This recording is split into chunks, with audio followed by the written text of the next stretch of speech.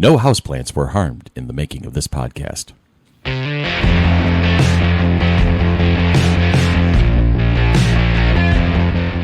From Rochester, New York, where things are green, things are warm, and things are wonderful these days, this is FC3's Monkey Business, your one-stop shop for everything geeky. And anything can be geeky if you love it enough. Starring Tanya Mattress, starring Billy DeTore, starring Dan Carmen, and starring Juno the Wonder Dog. I am your host. My name is Chris. We are having a good day so far. It's a beautiful Sunday afternoon. I know it's going to be Wednesday when you listen to this, but hey, you know what? Time travel, because guess what? We're talking about time travel today. Back in time. Dan missed out on a singing career. He really did. I'm pretty sure. Feel the power. That's the power of love. You know, since you started the countdown, yes, there's nothing I've wanted to do more than cough. So excuse me. There. How you feeling? You all right? Now I'm better. It's good. I'm glad to hear that.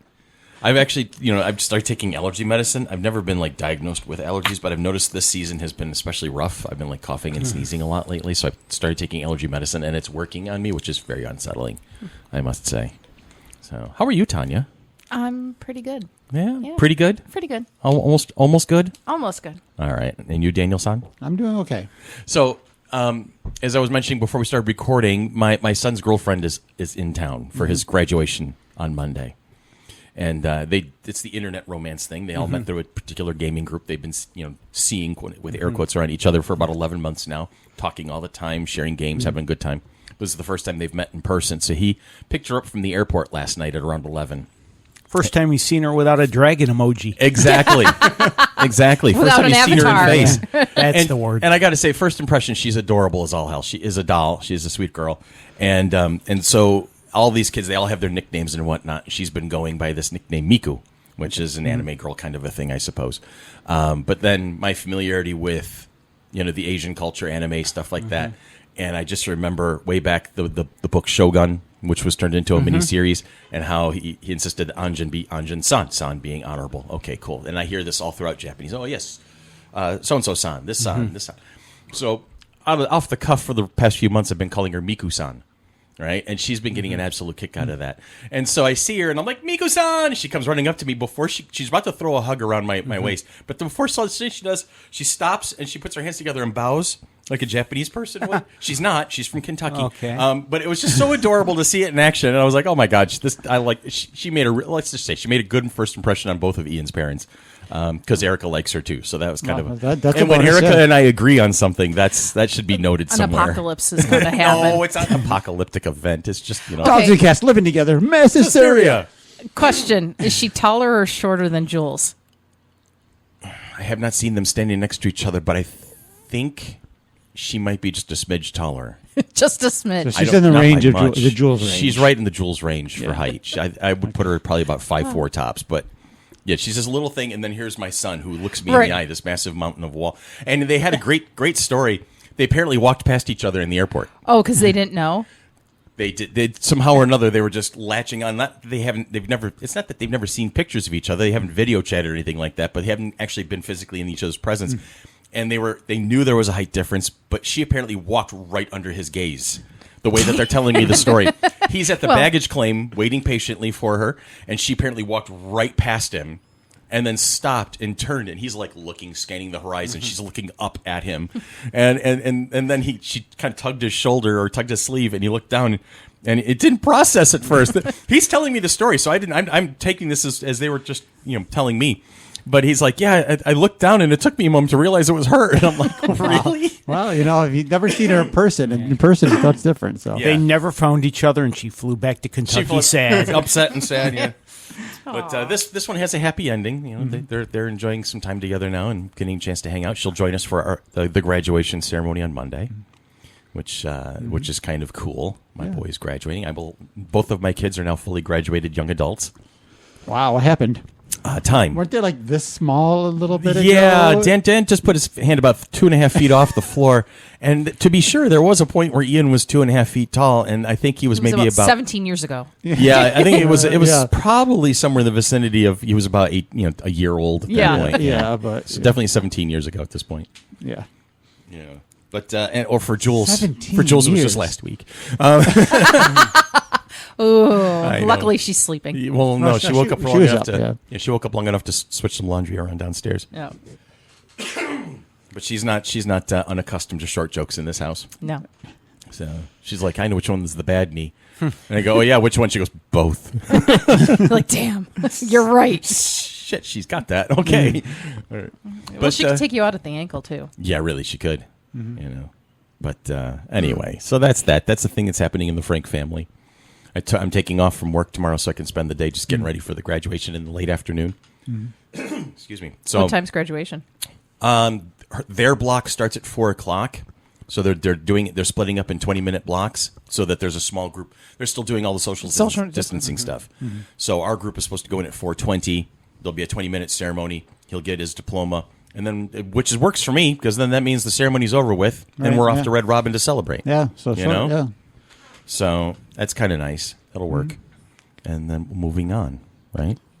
So There's not a speaker that has to give 14 speeches, is there? thank you. You know what? That's the one thing I'm happy about social distancing and pandemic protocols because I couldn't sit through a graduation ceremony right now. My attention span couldn't handle it. They could record the speech, and you can put it. And you could view it at your leisure. Yeah, there you go. Edit it into the video somewhere along the line. That's right. You know? The valedictorian of these 8 people is...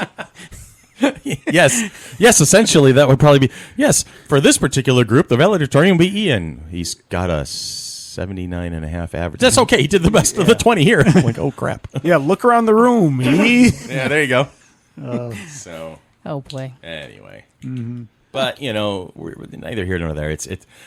So my boss's boss, who I've known, this fellow, Len, was my direct supervisor when I first came on board with the city almost 12 years ago now. Been with the city. Yeah.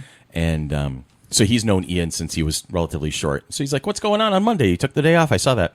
He goes, didn't you just have vacation last week? I said, yeah, I had vacation last week, but it's Ian's graduation. Oh, my God, it's amazing where the time goes, et cetera, all the comments. And then he's like, well, if you got him during the day, bring him by. I want to see him. Okay, no problem, boss. So it was so cute, though. We Yeah. were going to kick out of that.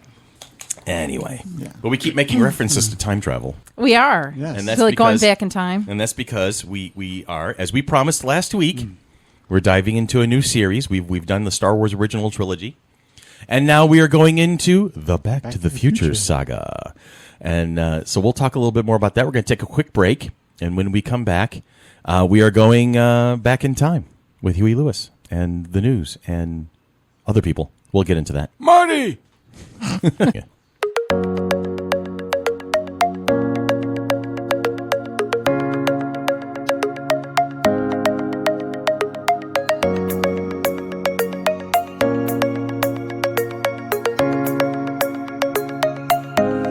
In this 1980s sci-fi classic, small-town California teen Marty McFly, played by Michael J. Fox, is thrown back into the 1950s when an experiment by his eccentric scientist friend Doc Brown, played by Christopher Lloyd, goes awry.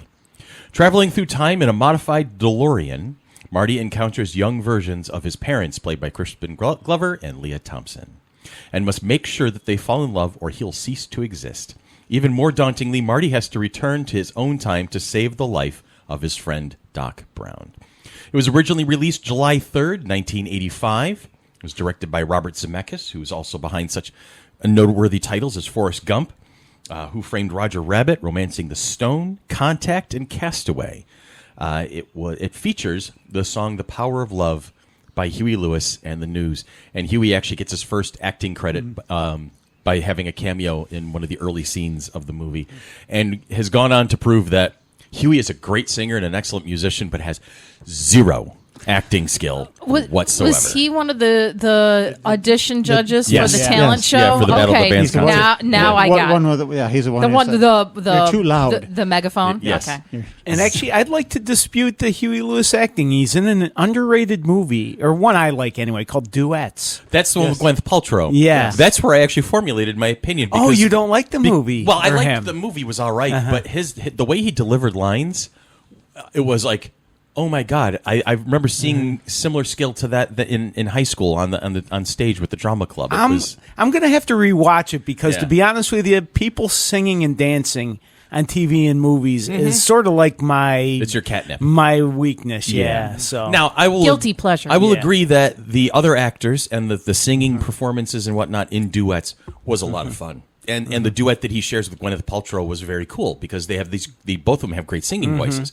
I will not debate Huey Lewis as a musical performer.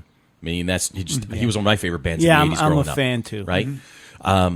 But there's that scene at the end, and I don't know, spoilers for duets. Even though we're not book clubbing this movie. I at the haven't moment. seen it yet, though. You trust me, you're not going to be missing much. I'm not missing anything. All right. You're not going to rush out to see it. But I'm there's sure. a I don't scene know, at the maybe. end where that one fella goes through what he goes through, Yep. right? And they're all kind of dealing with the enormity of what just happened in front of him, and he busts out with this dry ass delivery of "I've never seen Freebird sung like that before," and the way he delivered the line, I'm like, "Oh God, get him off the screen." I'll have to rewatch that. I'm going to have to watch it for the first time. So, I haven't watched it in a while. I watched it. Oh wow! so Caught my throat there. I want to see what duets is playing on, just so I know where to. Yeah. It may not have stuck to the film. Actually, it may have just erased itself. No, it wasn't a bad movie. It was No, just, I liked it. Like I said, I liked it. it wasn't but- like Well, let's see. it wasn't like Alan Quartermain in the Lost Cities of Gold with what's his name, Richard Chamberlain back in the 80s. Their Indiana Jones knockoff, which was yeah, there was a horrible. bunch of those. there's a couple of 0% Yeah. on the Rotten Tomatoes list. Yeah, I don't know if I'm going to pay $3.99 to watch it. No, I wouldn't. I wouldn't. Well, Back to the Future. Yes. Back to the See, that's great. See, Good this is segue. wonderful. The wonderful thing We can about go back in time, pretend that conversation never happened. exactly. You beat me to the point. You were right there in my head. That's awesome. Oh, All right. man. It's a frightening place to be. Anyway, so where was I? Yes, we were talking about the movie. It had a budget of $19 million. It was made for $19 million, and then in the U.S. it grossed $211 million, almost $211.5 million, and around the world. Outside of the U.S., it garnered another almost $382 million. So definitely worth the investment. Which is why there were sequels. Well, you know what? The thing is, I always wondered if we're going to go back to kind of the conversation we had with Star Wars. I know George Lucas had this grand plan in his head, but really was he anticipating sequels because and here we go, spoiler festival. Back to the Future ends kind of on a cliffhanger.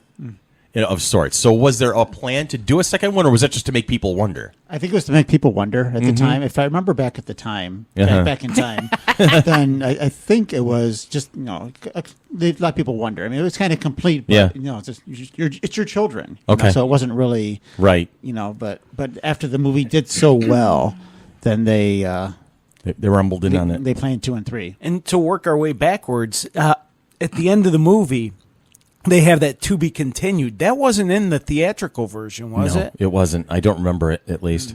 Because on the DVD streaming version, at the end when the car takes off, it's your children. They got to keep them from, or they turn Yeah. at the the world, yeah. assholes. Yeah. And then the car takes off. To be continued. Okay. And like I said, I think, like Dan said, that was just to spark your imagination. Yeah. Yeah. But I don't think that happened in the theatrical version. I Trivia, actually Tanya. have that trivia right here. There we go. To be continued was inserted into the end of the VHS release and was omitted from the 2002 DVD release. The cliffhanger ending the film was not originally intended to set up a sequel, but rather just as one last joke. It was omitted by the writer. If they originally intended the following 2 sequels, the ending would not have had Jennifer get in the car with Doc and Marty. This is why Jennifer was almost immediately knocked unconscious in the beginning of Back to the Future Part 2. So back to the first movie. Yes. Back to the beginning of the first movie. And I thought it was interesting because they do a lot of, when you're watching the movie, and I just watched it again last night for the first time in a while, you're watching all of these, like, really, why did they do that? Why did they make reference to that? That was weird. Why did they make reference to that? And then you forget about it. So there's a lot of things that they do in the final minutes of the movie to show the changes that had been made, From the beginning. but you don't notice them as readily. Yep. It's like you do that. You do, and this is, I think, was kind of a little bit of genius because it forces you to want to go back and watch it again, right?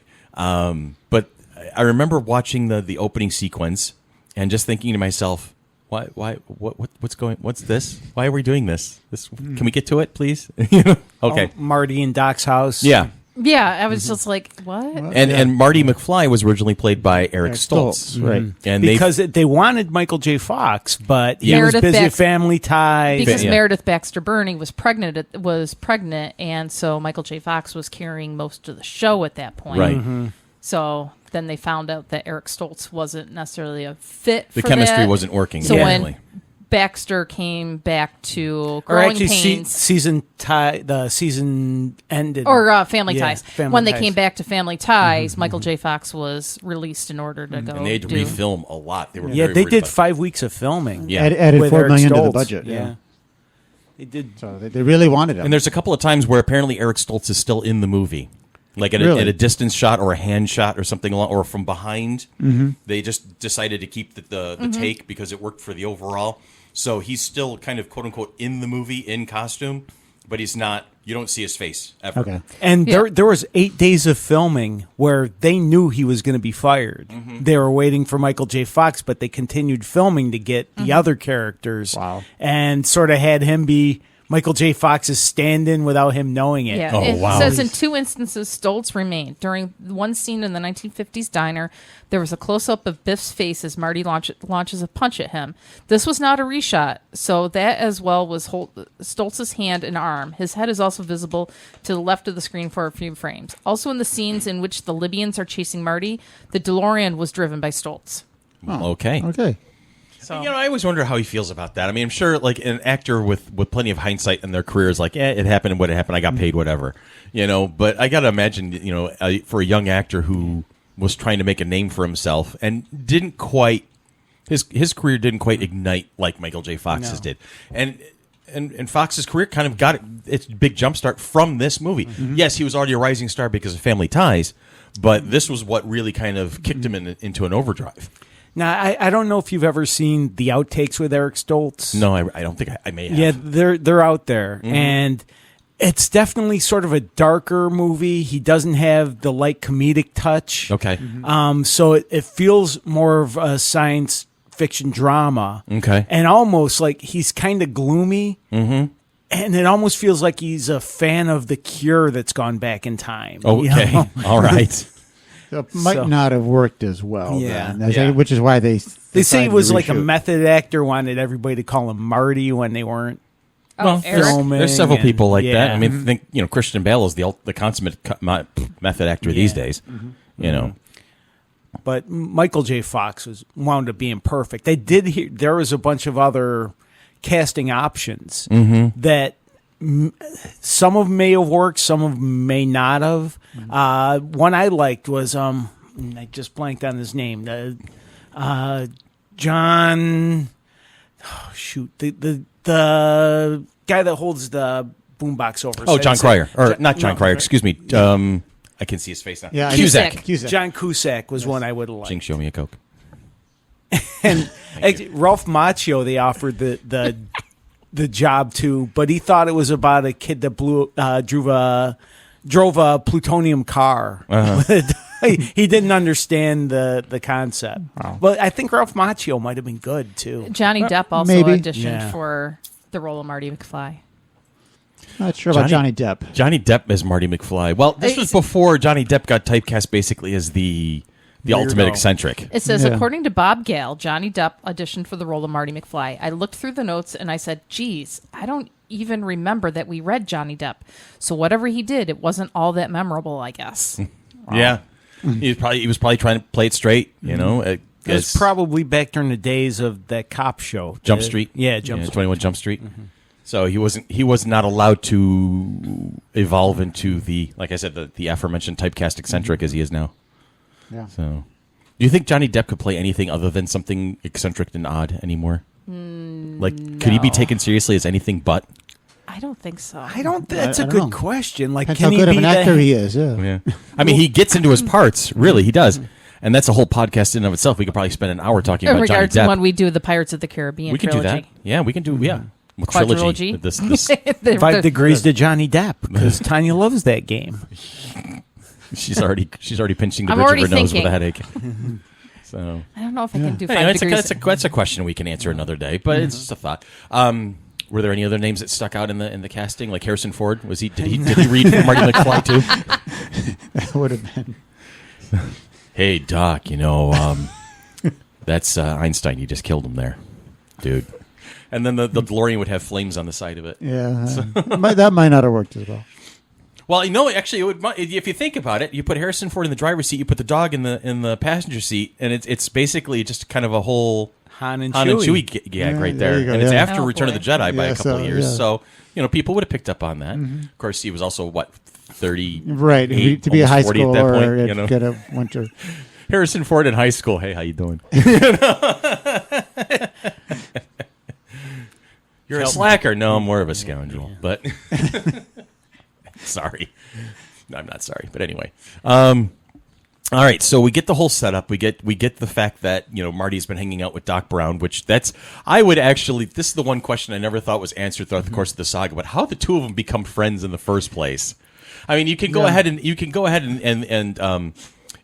theory craft, headcanon type of thing that Doc Brown knew it was Marty because of their adventures in the 1950s. So you get this whole kind of bootstrap paradox kind of a thing. But where, they haven't happened yet. Yeah, where Doc goes to find Marty and meet him and befriend him because he knows that this is going to all be important in the future.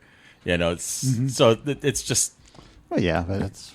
But you're right. Marty is kind of a loser, even though Jennifer worships the ground he walks on. Yes. Yeah, well, he was charming. He has the charisma, but he had nothing. He was all style, no substance. But he didn't have any friends unless the other pinheads, Right. his band. Right. I don't Doc think they Brown- even liked him. They were kind of like throwaway characters, Doc Brown was his buddy. his best friend. Yeah. So Because he didn't seem to have any other friends other than Jennifer, who loved him. We need to delve back into the history of Marty and Doc Brown. there you go. I know. I was starting to It's time for a prequel. Yeah. Let me see. Almost Back to the Future. We're here in the present. or no, before the past. Yeah. Before the, my head is hurting. Stop. Come on, you watched Doctor Who long enough. I know. You can handle these tense messing up. But yeah, a lot of those opening sequences were basically just set up to show you to give you a glimpse of what's going to change by looking backwards and what potentially will probably be different when he gets back. And they had to show the box of plutonium in Doc Brown's Right. house. Yeah. Well, according to Wikipedia, Dun, dun, dun. Marty met his friend Doc Brown when he was about 14 after hearing that Brown was a dangerous lunatic. Marty, being the red-blooded American teenager that he was, wanted to go see what that was all about for himself. He snuck into Doc's lab and was fascinated by all his inventions. Because remember, he was the 8-year-old that set the living room rug on fire. Right. That's right. So he has a natural curiosity for things that go boom. yes. Okay. So So when the giant speaker blows up in his face there. Yeah. Yeah. It's like, Yeah, he's ready for it. yeah. now, is Doc Brown the worst dog owner ever? Because No. he goes through... Well, he builds this Rube Goldberg contraption just so he doesn't have to feed his dog. Then he puts him in the car and sends him back in time with no idea what'll happen. Yeah. But it was only going to be gone a minute. Well, Right, but right. it's the first had time he confidence. tested it. He had confidence. He had confidence that Einstein was going to be just fine. Although they looked a little unsure when the car was, He looked a little steaming and panicked, stuff. for a it was sheepdog. a little- So looking at the beginning sequence of that, which movie came first? No, chicken or egg. This one or Honey, I Shrunk the Kids? Oh, let's look that up. Oh. Because just watching this opening crazy, from mad Back to scientist Back to the Future, it reminded me of the opening of Honey, I Shrunk the Oh, Kids. that's scary. Google is listening, man, because all I had to do was put H-O and it came up with Honey, I Shrunk the Kids. When did that come out?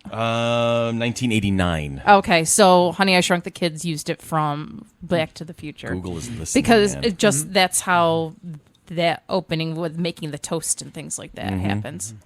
So I just didn't know which movie came first. Well, all mad, scientists do that kind of stuff. The Rube Goldberg. Why do you so- go make something so complicated and then you just go and like To see if they Because, can. yeah, because you can. Yeah.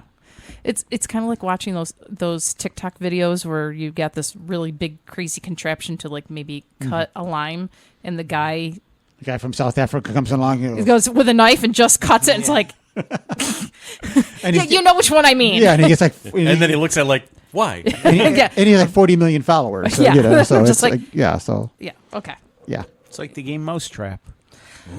You can never put that thing together and get it to actually work. Especially the new ones. The old ones work better, but then The new ones aren't as well made. Anyway, Back to the Future. This movie is great for our way of tangenting because we can always say Back to the Future.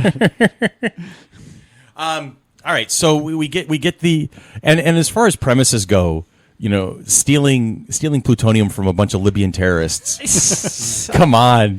Yeah, that's actually, and I love this movie. I love Back to the Future. It's fun. I think it's almost a perfect movie, but there's a couple little glitches really? that don't work out. There's always going to be something. Especially they're driving the VW. The VW van, the bus. the Libyan terrorist thing doesn't work as well. No, but still, it's definitely a throwaway thing to get the plot moving forward. Yeah. I mean, there would have been more of them. Rather than the DeLorean, did you guys read or ever hear the theory that eventually got used, where Marty was going to hide in a refrigerator, and the plutonium explodes and sends him back to the future? No, and I'm sure you can find it on Google if you Back to the Future refrigerator. Okay. Hold on. Google, are you listening? But Steven Spielberg liked that idea enough to have Indiana Jones hide in the refrigerator. That's right, in the one Crystal Skull. Yeah. Back to the Future refrigerator time machine. Hold on.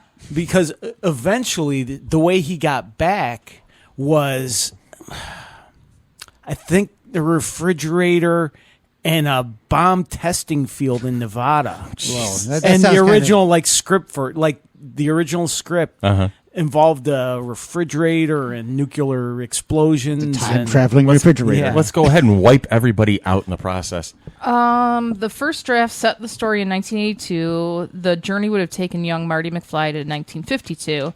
Originally, the time travel device was a beam of sorts, which was powered by plutonium and Coca-Cola, and that effectively zapped Marty back in time. And it was it looked like red vintage Coca-Cola machine. Okay. Oh, jeez.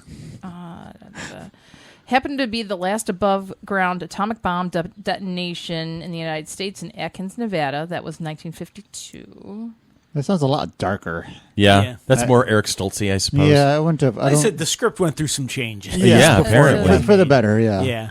It's always amusing to me, and this little technical tidbit that the Mythbusters actually pointed out is that the DeLorean had to go 88 miles an hour, but the DeLorean was not engineered to go above really 80, 81. The speedometer only went to 85. And the speedometer only went to 85. The speedometer that they actually make short look at every so often that goes to 95 was not DeLorean's own speedometer. Well, it says it didn't take a man of Emmett Brown's genius to work out that fridges and teenagers were not a good mix. Fearing youngsters might lock themselves in and suffocate, the element was dropped, and audiences wound up with the classic image of Heartthrob and Hot Wheels. But many years later, the bizarre idea was revived for another big screen American adventure, this time Indiana Jones. We will talk too much about that movie, though. Yeah. No. No. Not even when we're doing the Indiana Jones series. No. We might skip that one because there's a new one coming out, right? Yes. Anyway, Back to the Future. Yeah, Back to the Future. My turn. So Back to the Future. Back in time. Have you gone back in time yet? I mean, so I have to tell you, my favorite line in the whole movie is when this thing hits 88 miles an hour, you're going to see some serious shit. I mean, it was so amazing because Christopher Lloyd is being this frantic mad scientist the entire time, and it leads right up to that line, and then all of a sudden he's just standing there and he's badass cool, right? He just lays it down and like, okay, yes. we're in right now, go for it, yeah, and then the rest becomes history. It becomes The future, yeah. the future becomes history. Okay, now I know where we get Great Scott. Yes. Great Scott. He uses it often. Well, that's been there are the elder characters throughout a lot of TVs and movies and serials up to that point that Great Scott, Great Caesar's Ghost, stuff like those are the classics. It's Superman comics. Perry White. Great Scott Great lot, Scott. yeah. Great Caesar's Ghost. Like what the hell? Okay. Hail Caesar. So what happened to the Libyans after they ran into the little photo booth and they flipped over? They're just forgotten about at that point. It disappeared. Did they not survive the crash with the photo mat? At the end of the movie, and he comes back, there's no sign of them. Yeah. Did they get wiped out? I don't know. After he got I don't know. It's very strange. That's one of those loose ends that just sort of yes. Well, plot holes are kind of a thing for movies. I don't yeah. know if there is a single movie out there that's ever been made plot hole free. is it possible? Because people like us are going to analyze movies afterwards. Yes. So, I mean, is it really possible to be plot hole free? But, No. I mean, overall, though, I think they did a fun job of tying everything up. Right. You know, I mean, there are certain things that you get used to it after a while. There are certain components of movies that are created for the some purpose of just moving something forward. They're MacGuffins or, just plot devices. There's no importance other than it's supposed to get action from point A to point B. Right. And then we sit here in our podcast and overanalyze them. But they did so much little things. The Twin Pine Mall to the Lone Pine The Mall. little details that you don't notice on those things. And if you're not looking. Yeah. What's that, Bob? I was just gonna. Oh, what was I gonna mention? Now I wound up listening to you guys because it was interesting. Yeah, the little details, and I think it's like I said at the beginning of our podcast is that whole sequence. There's a lot of what you would initially think is unnecessary setup. Why is this happening? Oh, well, I don't get that. All right, whatever. And then suddenly things kind of start fading together. Now the Twin Pines Mall becoming Lone Pines Mall is such a blink and you'll miss it type of a thing. Right. You don't notice it. You're looking at something else. When towards the end of the movie, when Marty runs up to the parking lot to see if he can help Doc, there it is, Lone Pine Mall. But you're not into it enough. Your brain power is not latching on enough unless you have an IQ of 300 or something that you're going to notice a detail like that. I mean, they show when he first goes back. I mean, they make a scene of you killed my pine kind of thing. Yeah. So you get it, but it's just the fact that they thought of that. Yeah. And they bring that forward and And everything. they did the lingering shots of the town in '85 before he goes back, so you see the X-rated movie theater that winds up in '55 showing a Ronald Reagan movie. Yep. Yeah. And you find out how the lady with the bell collecting for the bell tower, Right. You find out what happened to the bell tower. Yeah. I thought it was a lot. Another fun line was when he finally returns at the end, and he's looking around, and downtown it is just a mess. And there's graffiti, and there's the XXX movie, house, and the bum sleeping on the park bench and what. And he goes, "And this looks great." And the bum being the guy who was the mayor in '55. Oh, right, yeah. And Mayor Goldie Wilson. I like the sound of that. It's fun. They stuck a lot of stuff in here. I thought overall for a time traveling movie they did a good job. I mean, it's hard. Well, it's an '80s movie too, Yeah. so I mean, Yeah. you're dealing with a sensibility in an '80s movie that there is a lot of fluff and a lot of easy to throw away. You're looking for the popcorn aspect at this point. You're not going to be deep thinking. The blockbuster summer movies in the '80s were the wild roller coasters. They were fun. Yeah, They're not quite as. They're different now. We do a podcast about that. Talk about the difference between summer movies of the '80s and '90s and the thousands and now.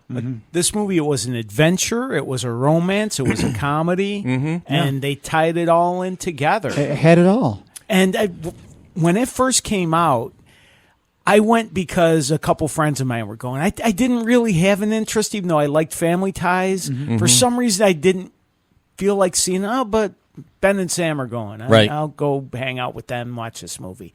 And I loved it, and I saw it 2 or 3 times at the theater and many times since. Because back then it wasn't, because movies were like $4 or $5 back in '85. It was easier to go to a movie multiple times, which I used to do a lot if I liked it. But I wound up loving this movie that I didn't really have an interest in seeing. Yeah. I mean, I remember waiting in line for sequels. Okay. When they came out. I don't remember. I don't really remember watching. I remember seeing the sequels. I just don't remember the hype for them. 'Cause I was in Michigan. Okay. For at least one of them. For the second one. I don't remember which one, but it might have been. I don't remember which year, but third. But I remember waiting out in line at the theater for it and opening day, and it was a big thing. So, but yeah, I mean, Back to the Future. So we get the setup that setup. Marty's parents are kind of losers. Yeah. Lorraine, the mom, drinking. It comes out the way she sets it up in '85. Oh, I didn't do things like that when I was prudish. a kid. And you find out different once Marty goes back. Yeah. Marty, So Kelvin. they set up all of the characters. When they go back to 55, you find out, and George McFly's a creep. Yeah. Oh, He's a well, peeping Tom. It's Crispin Glover. Yeah. Brings this whole dimension to George McFly, and Crispin Glover he's not right in the head. Yeah. There's something very peculiar about that man in general. I mean, you can call him theatrical and an actor, and I've seen him in a handful of movies, since then. But you see him in interviews. We had him in studio on Weezer show. Did you really? Oh, he was a kook. He's mental. God, for some reason that blanks until you wait a second. I met the guy. Wow. He's a nut. He was promoting a book and was in town. He was doing a book signing or something. And he was a tough interview. Is he genuinely, in your opinion, because of all the people you've seen in interviews and whatnot, you can get a read on folks. Is he genuinely that weird, or is he just putting on a character because he's got a reputation now? I had the feeling that he was weird because it was a book or a movie about rats. Did he have a rat movie? That sounds familiar. One point? I do remember that being talked about at one point. That he was doing a speech at the What's his Dryden name? Theater. Crispin Glover. And he may have not done CHR. a remake of Ben, or Willard or something. I think so. And he may have been in town for that, but I got the impression that he was a little off. Yeah. And everybody who's ever met him shares that opinion. Including David Letterman. Oh, that's right. They had that disastrous interview, the two of them. Crispin wanted to show how he was a karate expert and almost kick Letterman in the head. Yeah. Yeah, now Letterman's had some weird things happen to him over the years of being behind that table. Drew Barrymore. Well, that wasn't weird. I think you liked that one. Yeah. I would want to be Dave Letterman in that one. But yeah, Crispin Glover has a manner and a delivery that makes George McFly that much more awkward. And I don't know if it was. I keep debating if that was good casting. Do you want George more likable, right? Or was that sort of really weirdness, awkwardness? Could you made him a little less awkward and still? Well, who could we have put in the part that could have handled that back and forth a little bit more? Tom Hanks, maybe? You're my density. Yes. I mean, his reading on lines is both awesome and not quite right, to be honest with you. Yeah, because at the end, when he has this new future, Marty, he has this new present, and mom and dad are actually cool and fun and hip, and he just still seems really creepy and awkward. Just in old man makeup. Like Anthony Michael Hall? No, because you need to be older in the 85. Yeah. He's the dad. I'm trying to figure out someone around the right age that had who could play the geek. Robert Downey Jr.? That was his unhinged phase. Yeah. I don't know. He would have played the really good on the edge character, but like the goofy, hapless kind of a guy might not worked. So I don't know who else was in the running for that role. Yeah. But Leah Thompson, at the time in the 80s, she was the America's sweetheart. Yep. And the every woman, the girl next door girl, and to see her on the screen, that's a win. It didn't matter what she was doing. Everybody loved Leah Thompson at the time. The book was called Rat Catching. That was probably, I remember rats being involved. And it was a rework of a previous book called... so it was a book. It was a book. Okay. And then it was referenced in... it was shown in the opening credits of the 2003 film Willard, starring Glover. It was reworked from Studies in the Art of Rat Catching, an 1896 nonfiction book now in the public domain. Sounds exciting. Henry C. Barkley did the original one. So he was in town either for Willard or the book, which... It is something... It was educating pupils about the practicalities and methods regarding vermin control in the late 19th century. That was the original. That was the original book. Riveting. I'm going to go right out and so get it after this. The modified version alters the meaning into collections of words and sentences by means of obfuscation. You got it. Obfuscation. Particular text with ink and drawing. Narrative resulting in either humorously surreal or utterly disturbing results. So he's fashioning himself as basically an avant-garde artist. Yes. That's essential. Okay. Yeah. But he brought this to go back to the future. Yeah. There was a creepy awkwardness to George. There was, yes. And then you got Biff, played by Tom Wilson, who's gone on to play several characters Very much like Biff. very much like Biff over the years. The only other thing I honestly remember him in is the TV show Freaks and Geeks, which was the starting point for Franco and Seth Rogen and The guy from How Jason I Met Your Mother. Segel. Thank you. Yeah. He played the gym teacher for the Geeks. And he was sort of a softened Biff. Mm-hmm. But I'm not sure what else Thomas F. Wilson. Let's see what Tom Wilson's done. While you're doing that, going back to Crispin Glover, it says people are asking where is he now. The actor now lives in a Czech castle with locked rooms and roaming peacocks. Really? Wow. Hey, if you got the money and you're weird, go for it. Have Hey, fun. you know. Thomas Wilson has 142 acting credits. Wow. Oh, wow. He has been around. Good for him. Really? Biff being his most famous one. Yeah. I'm sure. It was Family Guy, Psych, The Spectacular Spider. So he did a lot of voice work, is what I'm seeing here. Ghost Whisperer, Bones, House. He ran the rounds of all of the episodic television. But he's been around for a while. Yeah. But he did a good job, I thought. Oh, yeah. I mean, yeah.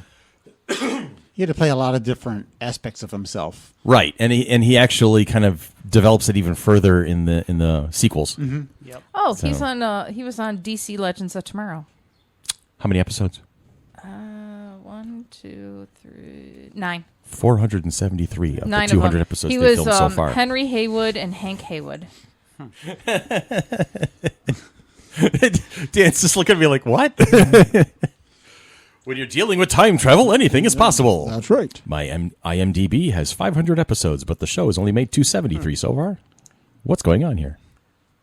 Back to the future. Job security, it's a beautiful thing. All right, so we get back to 1955. This is going to be one of those days. How far into the recording are we at the moment? We're in there pretty deeply. We're Yeah. pretty deep at the moment. Yeah. And the hijinks ensue, and the mistaken identities and the Calvin Klein. the Calvin Klein, and Never saw purple underwear before. and then setting things in motion. You know, and Doc says it himself when he meets Marty in 1955. You know, we'll just keep you here, stay out of the way, everything will be fine. You haven't met anybody, have you? Well, so now the whole. Of course, my parents. Time paradox. Yes, yeah. the whole time paradox starts to unfold at this point, and he has to put things back together again while Doc is figuring out how to get everything ready for, the big lightning bolt to bring him back. And it's just interwoven. It's chaotic, Yeah. but it makes sense. Because Marty saved George from getting hit by the car. Right. Marty winds up in Lorraine's house instead of George. Right, and the Florence Nightingale effect that Doc talks about, where the nurses fall in love with their patients, Yeah. and stuff like that. So now Lorraine is starting to hit on her own son, which is creepy. It's about as creepy as Luke kissing, and Leia? kissing your sister. Yeah. Apparently, there's a subtext theme to all of our movie picks as of late. We're rolling through it at Or the it's moment. just the theme of the 70s, 80s there type of thing. Yeah, a little yeah. different, but Well, that's it. Seriously. but they didn't know. Right. She didn't know. They didn't know. She didn't know. He But was creeped out by it, which was right. Yeah. And so it layers on and to several the hijinks, but it all works really quickly towards the big day of the dance and the interactions and of course Marty apparently creates rock and roll in the process. My favorite line when Marvin Berry, Chuck, it's your me, cousin. Marvin. It's your cousin, Marvin Berry. Yeah. Listen, This Yeah. is the sound you're looking for. Yeah. playing Johnny B. Good, and it became my favorite line even more in a Simpsons. The Simpsons reference Really? in one of my favorite episodes where it's like a flashback to the '90s, and Homer has a grunge band. Oh, is that what was it? Nogasm, is that the name of Homer's band? And the band's playing in like a college square, and they flash over to a guy on a payphone. Kurt, it's me, your cousin, Marvin Cobain. Nice. This is the sound you're looking for. And Yeah. Homer's playing grunge. So they're just basically ripping it right out and, Yeah. and using it for themselves. That's funny. Sadgasm. Sadgasm. That's- Jesus Christ. That's horrible. Oh, that's horrible. Oh, my word. As an inoffensive, urban light, hip hop, smooth grooves outfit. Okay. After Homer sees Marge and one of her professors from her university together, Homer changes the band's direction into a wholly different type of music called grunge. And then I have to actually go in there to read more, but Yeah. yeah. Back to the Future. Yeah, that's kind of Simpsons did put so much stuff Yeah. in all over the Kurt, place. it's me, your cousin, Marvin Cobain. Direct rip. Direct rip. Shameless rip. All right. One of my favorite jokes. It's a good one. Yeah. Definitely. You might not be ready for it, but your kids will love it. Yeah. Now, this reminds me, just recently, as a matter of fact, it was kind of wild that it happened, the timing of everything. But I was doing my usual YouTube video surfing in the evening hours, just kind of unwinding. And so Coldplay pops up from a concert from a few years ago. And so I like, unlike Tutulio, there's a couple of Coldplay songs I actually like. And they bring Michael J. Fox onto stage because he apparently was in I London. saw that video. Yeah. Yeah, and they play Johnny Be Good.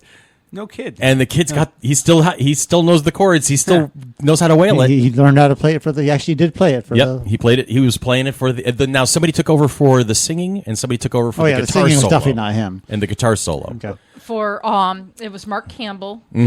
that sang it, and Tim May was the guitar solo. Now, not for nothing, the guy who did the singing, they found somebody whose voice was relatively close because for a second I rewound the sing because it really did have an echo like it was him. Yeah. It did sound like Michael J. It Fox's was voice. close, yeah. So I give him credit for that. He's I a didn't really think it was. No? No, from the first time I saw it, I didn't think Okay, it was him. and that's fair because Yeah. they would do that a lot. Hollywood is Yeah, always good with dubbing right. over And somebody it's else's like- it's singing like voice, one and of it the never things- fits. Yeah. It never fits. I mean, if he can't sing Right. naturally, then that's fine. Yeah, kind he of was a thing, but- blue-eyed soul singer and songwriter and voice-over artist Mark Campbell. Okay. He was born in the 1950s in Oak Ridge, Tennessee. Is he still with us? Maybe we can bring him into FC3 sometime. And he can sing Johnny Be Good for us. I don't know. That'd be fun. Because I could put together a garage band for him real fast. I know a bunch of people who'd love to play. Yeah. So, but But yeah, and so you get this moment, and like I said, there's 30 years later, he's on stage with Coldplay, jamming the same chords and going to town on it. And the thing about this movie, there's so many false endings. The prom. There's so many things happening at once. Mm-hmm. Marty has to get his parents back together. He winds up singing at the prom. He has to get to the clock tower so Yes. he can get the car back to the future, and then all the complications at the clock Trying tower. to keep the wire of plugged course, in. you got it. Yeah. I mean, I know. gotta have it. I'm watching this scene where the cable that goes from the street light to the clock tower gets trapped under the branch, and Doc is running up the stairs. If I were Marty, I would have made the 5-second calculation to try and get the cord out from under the tree branch. It's just me, But I also understand that my way of looking at things shortens movies usually by hours sometimes. then you couldn't have Doc going. Oh, that's it. We're screwed. Sorry, Marty. We'll look for another lightning bolt. Yeah, I mean, it was all improbable, and to time the exact. Yeah. Well, Crossing. timing the exact crossing, that's math. I can imagine a scientist being able to pull that off. Having him accelerate the car that To the exact, yeah. Yeah, I mean, it was. That's engineering, though. See, that is actually the most plausible part of the entire movie for me because I've watched enough MythBusters and I've watched enough science shows and stuff. I understand that But do they know that the clock was actually hit at that exact second? Now, there's the part where you suspend disbelief. I know, yeah. But in That's terms just- of the math, But and if you acceleration- overanalyze everything, you can always find something wrong. Yeah, I So, didn't. I didn't have a problem with the whole. Put the car here. When this goes off, hit the gas. It's going to accelerate at this rate. It's going to get here. It's But the gonna car be- didn't start right away. Yeah, well, we didn't anticipate that part. But it still hit at the right time. Well, that's plot armor. Exactly. That's plot armor. But I'm just saying the whole Right. premise of getting it set up that Yeah. didn't bother me at all. Just saying. And then, of course, the DeLorean runs right into the front box office of the old movie theater with no damage. Did you notice he pulled out of there and Well, yeah. drove away and it was fine? Like, that's just great. I want a car that can do that. I have plenty of people I'd love to hit with it. Anyway, just saying. Anyways, All right. moving on. Back to the You didn't future. say that out loud. Yes, I did. I'll say it again, just not right now. Moving on. So then here's all the follow-up questions that kind of lead you. I mean, it's the big reveal. He gets home finally. He drops into his room. Everything is the same. Everything's identical. The same address. The same house. Everything's good. Okay. Except the house is nicer. Yes, when he doesn't realize when he like walks into the driveway or whatever that it's not necessarily as run down as it was in the beginning of the. See, movie. I didn't even pick up on that because like the trash cans were like all like dented and banged and things like that, and but when he came home this time, the lawn was pristine, the garbage cans were neat, and now if you're tremendously successful, do you buy the same little tiny box house in the suburbs? And your son is a lawyer or a businessman of some sort? And here's my question. At the beginning of the movie, Dave, the brother, is working at Burger King and living at home. Right. Now he's a successful businessman. And still living at home. However, do you think, though, the house is a little bigger?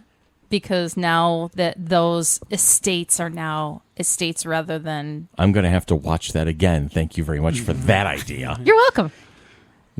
But and then the sister goes from being the dowdy, like dowdy spinster wannabe to now she's got I can't keep track of the boys who are always calling you. Well, and even her makeup changes. Yeah, she's definitely like the over. But the only thing that doesn't change is Marty's room. Everything is identical. Everything's right in the same spot. That did change. You got trivia? I'll look for it. Trivia mistress, Tanya Metris. I will look for it while you keep talking. TM. It works out. Tanya Metris, trivia mistress. Yes, it works out really well. Don't give me that look. I'm on a roll over here. Why don't you feeling butter? Forgot about the sounds. Dan's tired today. We are all tired today. Hold on. But it was pretty. Except for Juno. It was pretty fun of them to do that. I mean, Yeah. little changes, from the before and after, and with a lot of foresight. I think they did a lot of planning for this, for that and I wonder everything. if it's under the quote unquote goofs. Because they could have made it. They could have not done a lot of the stuff, and it Right. a lot of it would have still been good. But Yeah. But bringing all that stuff in there, I love when they put all these little details in movies. Stuff that you might not even notice. Easter eggs. Yeah, or just. And if the or movie's just, good enough, you go back over. And the thing is, you go back to watch it again. You don't go back hunting for the Easter eggs, but you start noticing them because you're used to the rhythm of the movie and itself. you appreciate the detail of it. Yes. It's kind of like I love Disney because Yes. they put in a lot of detail to everything. You might not notice it, but why is the park so clean? Why are there no mosquitoes in Florida? In Disney World. But they all these little details. So I appreciate the movies. Once you figure that out, why there's no mosquitoes and bugs and stuff in Disney World, can you There's send that the to my send that to my house? There's a YouTube video about that. There's a lot of YouTube theories. Oh, I don't think Disney has confirmed any of this. That there's a force field over The Disney force field, or they're doing all these bug patrols, and there's all these kind of these things that. Well, Jiminy Cricket eats them all. There you go. And who's to say there isn't? Maybe we're just not noticing them. There's chickens around Disney World that eat them and then test the chickens to make sure that because they don't get the viruses and make sure the mosquitoes aren't covering them. That's fair. There's all these different theories, but no one's proven it. No one's said And anything Disney ain't talking. Right. Yeah. Anyway, Back to the Future. Yeah. So we see the turnaround. We see the change. We see the fixes, the quote unquote fixes, and now Biff is not the heavy anymore. He's the underling. The car wax guy. He's the car wax guy. He's the auto detailer, and he got put in his place, and his power just evaporated. And you see the after effects. You see his siblings are better off, but he's still the same Marty, Right. and he still has the same girlfriend, Right. and the same trip planned. I love that. But now he's allowed to go on that trip Yes. instead of keeping that a secret. And his new 4x4 Ooh. that he always dreamed about, the Toyota. So, I'm still looking. and then Doc shows back up, Yeah. looking like he's dressed from the future or some sort of weirdly weird 80s version thereof. Right. He's from 30 years in the future, which, by the way, would have been what, 2015? We passed the time. 85. Yeah, 30 years in the future, 2015. Yeah, and I don't dress like that. I'm just saying. Yeah, we don't have flying cars. I want my damn flying car. Well, I think maybe they were playing that on like the Jetsons and things like that. Yeah. And Well, the Jetsons is coming along soon too. Oh, I saw a great one about that. Yeah, Yeah. somebody was like saying, "Oh yeah, the Jetsons is set in 2062, and George is going to be born. George is being conceived pretty much in the next few weeks or Yes, something yeah, like yeah. that. Conceivably conceived in the next few weeks. Conceived, whatever. You gotta work with I it. can't even say the word. English major, I win. Yeah. Haha. I have my speech impediment. Leave me alone. But we love you, man. yeah, I'm thinking the only thing that was that I saw in regards to Marty McFly's room was under the goofs. Okay. Actually, while Tanya looks, I looked up Back to the Future trivia, and I just learned something that freaked me out. We referenced him earlier. Musician Mark Campbell did all of Michael J. Fox's singing. Mark was perhaps best known as the lead singer of the popular 80s band Jack Mack and the Heart Attack. Guess who has a Jack Mack and the Heart Attack album? You do? You do? Uh-huh. That's Because fantastic. they had a song I liked. It barely got radio play. I think they may have been Joan Rivers' band on her Fox show. I forget wow. where they showed up, but they had a song called "I Live for the City" that I always liked. Another piece of trivia: Jack Mack and the Heart Attack was the band playing at the Atlanta Olympics when the bomb blew up. Oh my God! Wow. On that happy, That and is some pious note, bizarre trivia. That is some And bizarre that's out of trivia. my head. Like I got the lead singer was from Jack Mack and the Heart Attack, which Yeah. Whoa. but the Hey, I rest know of your Jack Mack and the Heart Attack trivia is straight out of my head. That's amazing. Which is a scary That's place amazing. to live. That's awesome. No, it's not that. That's awesome. Not as scary as this one over here. Just saying. What? I'm pointing at the dog. Really? I'm pointing. Don't. Oh God, I'm dead. Okay, so when Marty wakes up in his bed in 1985, in the bookcase behind his head, there's a yellow magazine named RQ. This stands for Reference Quarterly, a trade journal of reference librarians. In the DVD commentary track by producers Bob Gale and Neil Canton, they admit that the set dresser made a mistake putting that in, as a teenager would have no reason to have a copy of RQ. I'd say that's an odd volume to have. Yeah, so But again, for the casual observer, they're not going to notice something like yeah, that. that's not not like a Pepsi bottle in a medieval, video or something. well, and the other goof in regards to the Pepsi thing, McFly goes in and asks for a tab, and tab is actually a Coca-Cola product, and then but it was referenced as a Pepsi product during that time. Well, no, Because then he asked for a Pepsi free. Then he asked for Pepsi free, And there is one in the final scene. But tab is it says Which is almost one of the only things that dates the movie back to the 80s. Yeah. The reference to the 80s soda pop. Right. yeah. So in 1955, Marty wants something without sugar in it, but asks for a Pepsi free. In 1985, Pepsi free was the name of the caffeine free, not sugar free Pepsi. If he would have wanted a Pepsi without sugar, he should have asked for a Diet Pepsi or a Diet Pepsi free. They presumably the film makers ignore this order to get both the tab and the Pepsi free gags into the scene. Yeah, the jokes are good, so it works. Yeah. Also, where his vest looks like a Life preserver, yeah. Come from the You're Coast off the Guard? boat? And I think that's Are you in port? an aspect, and we can wrap up the conversation about the movie in this, is there is a certain level of timelessness about this movie, about time. There are a lot of things, they don't dive as hard into 80s culture as you would expect an 80s movie to do, but they do kind of zap through 50s culture pretty well. And, the vibe and the aesthetic and the music, etc. So since they spend most of the movie, it's like almost like a Wizard of the Oz, they spend more time in the other facet than they do in the base in the baseline. modern day. Right, so it gives the movie a sense of timelessness. You can connect to it at any era. Like I just watched it again yesterday, as I said, and it still holds up. It doesn't feel dated to me. And No, it the doesn't. thing is, in 1985, that may have been about the latest you could make a movie about the 50s and still have current young people sort of be able to identify with the 50s. Right. Because of Happy Days, Laverne and Shirley Yeah. reruns. Yeah. Nowadays, I don't know if you could go back to the 50s and have kids It's sort not as of connectable. Right, and because Identify with watching it, and when they lock Marty into the trunk of the band's car, and the band members get out, and they use the derogatory term. Mm-hmm. And I'm just like, it shocked me for a second, but then I'm like, okay, Tanya, you have to remember this was more than 30 years ago that they made this movie, and they're referencing a historical piece of 55. vocabulary from the 1955, but it was very shocking to me to hear that now in 2021. Yeah. Oh, absolutely. One other piece of trivia, just to go back to Eric Stoltz. I just saw something that made me laugh. During his time on the film and being a method actor, Eric Stoltz refused to answer to any other name, but that of the character Marty McFly. We said that. When Christopher Lloyd was told that Stoltz was to be replaced, he asked, "Who's Eric?" And after further explanation added, "Oh, I really thought his name was Marty." Wow. Now, that's funny. That is funny. So let's wrap this up by talking about perspective. You know, when we were all teenagers in '85. You know, you were what? You were 19. And in '85, I was 20. You were 20. So I was okay, just and then gone we were in 15. teens, yeah. Tanya was 13.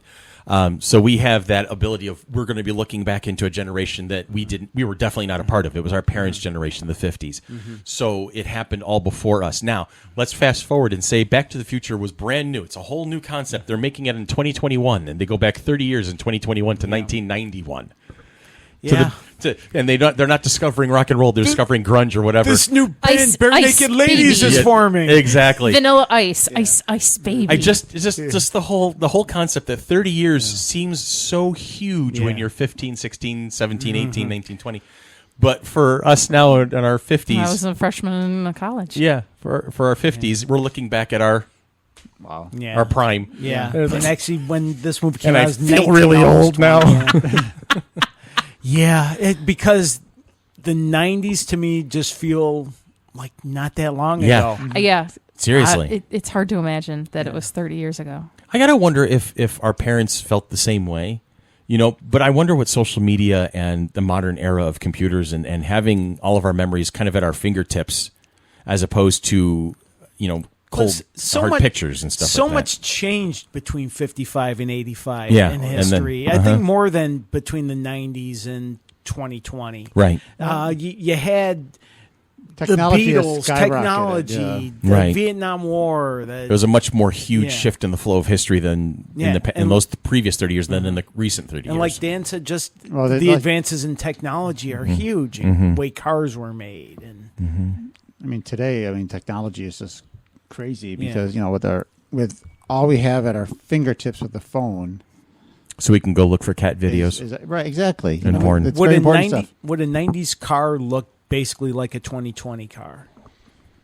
Not necessarily. There is definitely some design differences. Not as big of a change from the 80s to the 50s. Yeah, the aesthetic is definitely not There's as dramatic. Yeah. So, but there you have it. So it's interesting to look in that perspective. So is that all we want to say? Do we have any last comments? Any last notes to the song?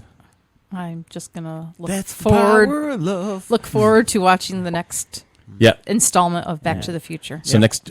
Now here's the thing, listeners. There's going to be a 2-week delay in Monkey Business right now because next week is Father's Day. We would record on Sunday, the Father's Day, and so we're going to take that break, and then so it's going to be 2 weeks before you hear our take on Back to the Future 2. So just keep that in mind. But in the meantime, we'll entertain you. We'll find ways to entertain you as we always do. We always do. We always do. We always do. And if we don't entertain you, we're at least entertaining ourselves, and that's really Right. all that matters. We hardly ever do that. You can laugh at us. Instead of with us, you can laugh at us. Yes. Okay. And on that note, we'll take a quick break and then Yep. come back for question of the week. There you go. Nicely done.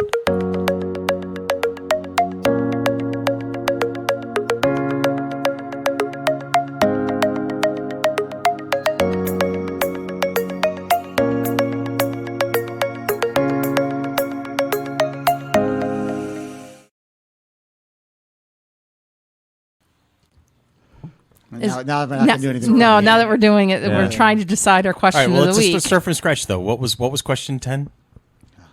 What was number 10? Scroll. Ewoks were the best thing of the. More of a Yeah. Okay. Ewoks were the best thing about the original Star Wars trilogy. The best thing about the whole trilogy. The whole trilogy. If it weren't for the Ewoks, the whole trilogy would have been falling flat. I see. Prove me wrong. I absolutely. Change my mind. Yeah, absolutely. I know our friend Mark would totally change your mind on that because what's number 6 on that list? Have we ever touched it? Geeks are like all those guys in Revenge of the Nerds, right? There's aspects, but not anymore. And then we went to what was the one where we did the song? You said one? 2, and you're like, we did that Yeah, one. we did 2 already. Then we went to, what, 50? 51. 51. 51. Tell a bizarre 2-minute story about the night you slept in the woods. I can do that, actually. Okay. Okay. So you want me on? Okay, 2 minutes. All right. So one of the few times I went camping, I was with my college buddies, right? And it was dark out, and we were all intoxicated because that's how the best stories start. Right. And so, of course, at 2 o'clock in the morning, suddenly we're waking up with flashlights, and we're like, let's play tag. And they're all running around. Here's a bunch of drunk post-college guys running around this freaking campground trying to find each other. And so at one point, I'm realizing I have no idea where the hell I am, so I'm walking back. And I'm trying to find my way back to some sort of civilization so I can just, I've had enough of this game. So as I'm walking, I suddenly hear behind me, shh, shh, shh. And I stop. It stops. And I'm looking around and I'm like, okay, it's got to be one of them. So I'm looking for flashlights. I'm looking for, breathing. My buddy Kirk often was smoking, so I'm looking for the cherry of the cigarette, stuff like that. I'm not hearing anything, so I go back to walking. Shh. I'm like, okay, this is starting to freak me out a little bit. I'm not fully intoxicated at this point, but coming down off the buzz and not feeling really, sure of what's going on in reality. So I start picking up the pace, and it picks up the pace. Shh, shh, shh. And I'm almost dead run, but I can hear shh, shh, shh, shh. And suddenly I stop, and I go, what? I turn around, what? I had cut a branch on my shoe, and I was dragging it along behind me. I was going to say, what are you wearing? Yeah, would you forget you were wearing corduroy? I know, that's what I was like, parachute pants, those nylon. Exactly. That's what I was waiting for. So that's a thing. And I'd caught something on my sneaker. And okay, I have one. It's not as bizarre as his was, but in '96 when we went camping down at Letchworth, the strange thing is I got the chicken pox that weekend. And I never had them before. So I got them camping, but I only had the itchies, so it wasn't too bad. But it was like early, either Saturday morning or Sunday morning, and it was cold, and we hear the thunk of the axe chopping kindling. It must have been like 4 o'clock in the morning or whatever. And all of a sudden we hear from another tent, hey, Paul Bunyan, what are you doing? Or like, knock it off. And the other guy's like, but I'm cold. well, Because they only had one of those green plastic pop tents and like a blanket from their car. oh God. So that's all that they they had. were They not were not ready No, for it. it was our friend Tim, and he was not ready for it. And he had, the day before, he had tried to catch up with Mark and someone else that had been drinking or whatever. So he was trying to catch up. Let me and- find my World of Warcraft players out there. Are you ready? They were not prepared. No, they were totally not prepared.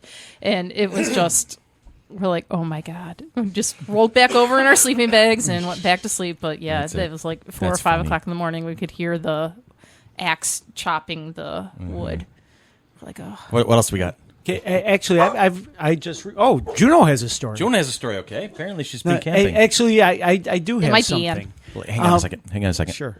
Timmy's trapped in the well. All right, go ahead. No, back in 99 or 2000, went up to a folk festival in the Adirondacks, the Falcon Ridge Folk Festival. Okay. Me and my girlfriend at the time, we got the camping tickets. And it's went from Thursday to Sunday, the festival. So Thursday night, we got a tent, we find our spot, we're camping. Thursday night, it's really cold. Oh no. So I don't camp. I just don't camp. Look, Billy left the city. so I left the city. So Friday morning we get up. Let's see if we can find a hotel, a bed and breakfast, something we can spend the rest of the weekend. We'll leave our tent here as our base camp for the rest of the festival. This is where we'll hang out during the festival. At night we'll go to wherever.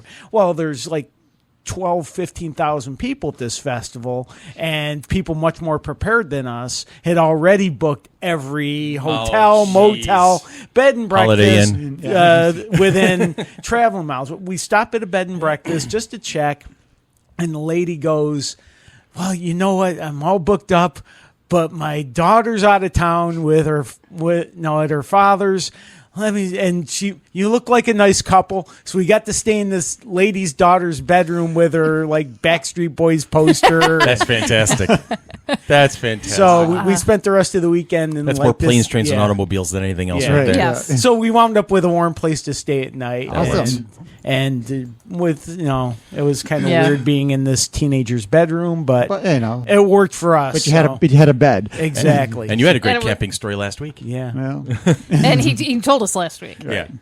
All right. Well, that sounds like fun. That should be enough. That's Yeah. enough. That's Yeah, enough. That's enough. That's enough. That's enough. Next time we'll talk about songs that we have to sing whenever we hear them, even Yes. though we may not know all the lyrics. The A words. long, long time ago, I can still remember how the music used to make me smile. And we've just been banned in North Korea. Thank you. We do not own the rights to the music. Come on, I've got another 8 minutes. Freebird. Oh, I can do that one too. I have to think about that though. So on that note, So, hey, Dan. Hey, Chris. Hey, Dan. Yes, Chris. You hit it. All right. Because bye, bye, Miss America, bye.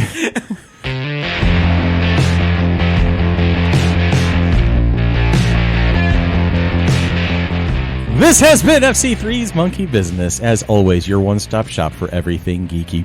Produced by the Mighty Monkey Corporation, purveyors and producers of the Flower City Comic-Con, coming at you September 25th and 26th of 2021 at the Total Sports Experience in Gates.